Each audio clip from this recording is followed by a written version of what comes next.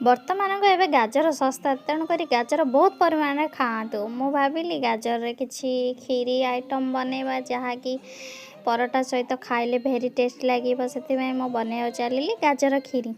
ଟିକେ ଘିଅ ଦେଇକିନା ମୁଁ ସେଥିରେ କାଜୁ କିସମିସ୍ ଯାହା ବି ଆପଣଙ୍କ ପାଖରେ ଥିବ ସେସବୁ ପକାଇକିନା ଗାଜରକୁ କିଛି ଟାଇମ୍ ଭାଜିଦେବ, ଯାହାଫଳରେ କି ତା'ର କଞ୍ଚା ସ୍ମେଲ୍ଟା ଯିବ। ତାପରେ ଚିନି ଦେଇଥିଲି। ଚିନି ଦେଲା ପରେ ମୋ ପାଖରେ ବାଦାମ ଥିଲା, ବାଦାମ ଏବଂ ନଡ଼ିଆ କୋରାକୁ ଟିକେ ଦେଇଥିଲି।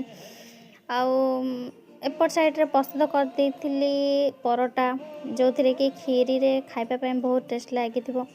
ପରଟା ପ୍ରିପାରେସନ୍ ସରିଲା ପରେ ମୋ କ୍ଷୀରି ପାଇଁ କ୍ଷୀର କରିକିନା ରଖିଥିଲି, ମତଲବ କ୍ଷୀର ଅମୁଲରେ ତିଆରି କରିଦେଇଥିଲି, କ୍ଷୀର ନଥିଲା ସେଥିପାଇଁ।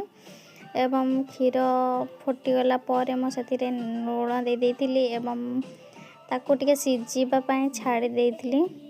ଏବଂ ଏପଟେ ସାଇଡ଼୍ରେ ମୁଁ ପ୍ରସ୍ତୁତ କରି ନେଇଥିଲି ପରଟା। ପରଟା ଓ କ୍ଷୀରିର କମ୍ବିନେସନ୍ ଆପଣମାନେ କେବେ ଟ୍ରାଏ କରନ୍ତୁ ଏବଂ ଖାଆନ୍ତୁ, ତାପରେ ମୋତେ କମେଣ୍ଟରେ ଜରୁର କହିବ କେମିତି ହେଇଥିଲା।